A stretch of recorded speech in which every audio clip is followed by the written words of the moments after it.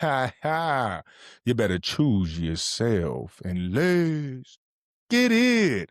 Welcome to the Choose Yourself channel, y'all, where you can tap into GYM, and that's grow your mind with exercise. I ain't playing. Exercise gonna help you exercise, but you can't exercise without exercise because otherwise you're gonna be choosing excuses over intention.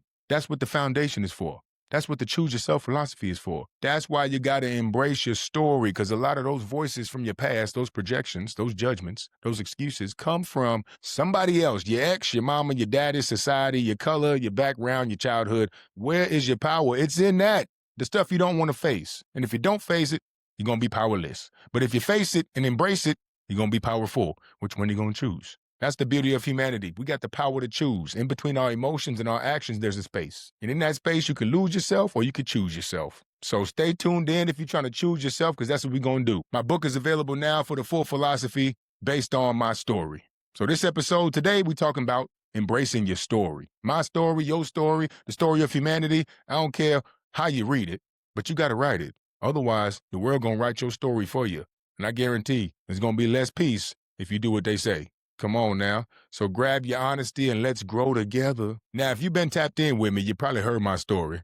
I spoke on stages in high schools. I've spoken to recovery groups. I've spoken in institutions. I've spoken online, several podcasts and shows. But I'm going to give a quick synopsis since this is episode 2 of my story. If you want to know more details, get the book. It's all in there. But still, I will get into more details on the Choose Yourself channel podcast than the details in the book. So this is where it's going to get juicy and loosey and choosy. And they're doing toosy. I don't know. That's some new drug the new kids be doing. Don't do drugs, y'all. Okay. Conscious expansion only and de-patterning. Now it's about the balance. We'll get into that later. Okay. Because it's still time to turn up and enjoy yourself, but you got to have the systems in place to replenish and recover and know the source. All right. My story started as a little young mixed kid. Cute as a button. Half German, half Jamaican, grew up in the suburbs of Minneapolis, Minnesota. Raised by a single white mom who worked doubles every day as a server. I used to go to work with her and be a busboy instead of going to daycare. So I've been in the service industry since I was 8. Been bartending ever since. It's a nice job on the side. You get to meet people. You get to embrace your personality and communication skills, which is what I love to do. When I was 10, my little brother was born. When I was 16, he died. When he died, I pulled the plug. That day, I went and played in a basketball game. That became my mask. Sports was my mask. Long as I had the dream to play in the NFL, I didn't have to face the resentment towards the doctors, my parents, towards God. I didn't have to face the anger, and I didn't have to face the shame for not being there enough for my little brother.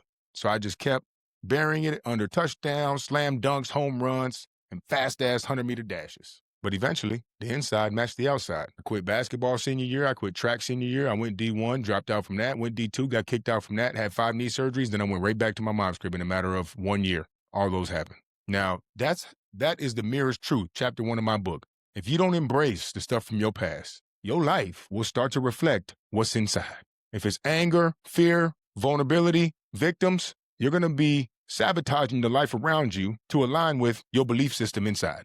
So that's what I did. Then I got to a turning point.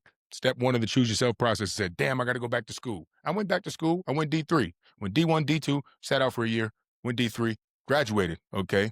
When you talk about your dark days can still look light in front of other people.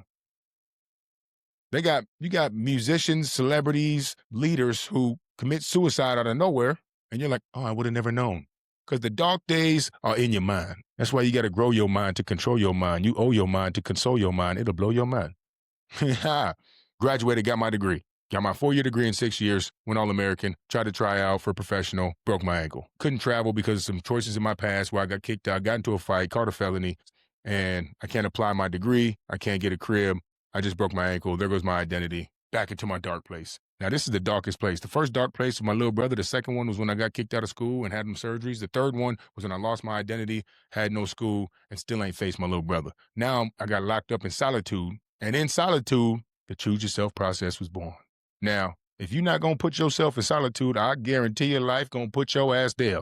Either through sickness, loss, inspiration, new life. You might lose your family, friends, kids, time, money, business. Eventually, you're going to be like, damn, I keep losing shit. Well, because you've been losing yourself instead of choosing yourself. Now, the first phase of the Choose Yourself process, the next 5 episodes, each episode is going to be dedicated to that Choose Yourself process. Now, I'm going to keep the solo episode short, about 15, 20 minutes. And anytime I have a special guest self-chooser on, we're going to do about 30 to 45 minutes, unless the combo is juicy. Then we're going to keep it by the hour. All right? The choose yourself process. First, turning point, when you get done dealing with your own shit.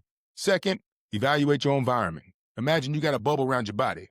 Anything that penetrates the bubble is penetrating your mind, body, spirit, and your understanding of yourself. What you're watching, what you're listening to, who you follow when you scroll, what you're saying to yourself, to others, how your mouth smell, how your crib smell, how your body smell, what you're listening to, the podcast, who you follow on your feed, the news. How long do you hold on to someone else's judgment? Did somebody say something to you when you was younger and you still believe it now? How long does it last? Evaluate your environment. Step 3, the foundation. That comes in 6 pillars. That'll be a whole nother episode.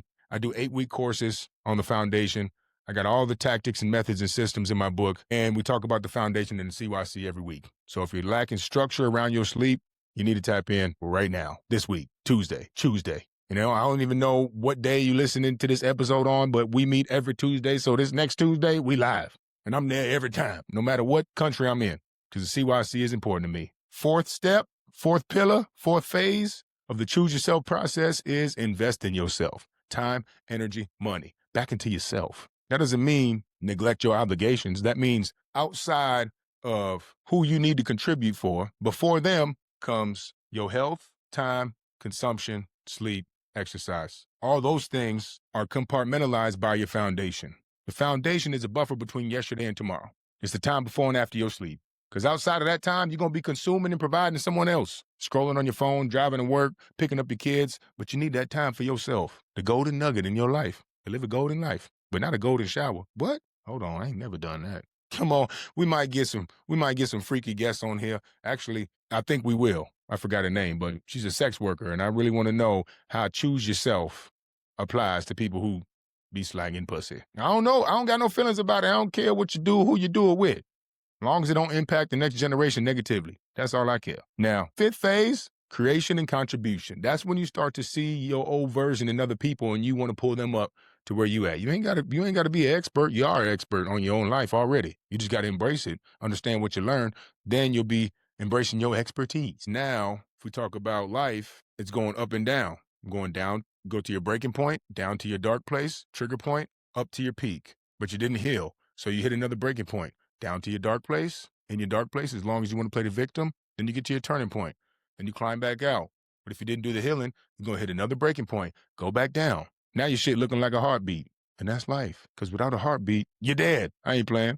So more details on my story in my book. But that's the basic synopsis of it. I skipped a bunch of details. There's a lot of judgments from my family. There's a lot of stuff with the justice system. There's a lot of stuff in these schools and in my childhood that I've skipped over. This is just the basic main points of my life. So that's why I'm so passionate about embracing your story, because once I wrote my book, I was able to move differently because I already embraced it. I had to in order to see how I wanted to be perceived by others to put into this book, Choose Yourself to Be Chosen.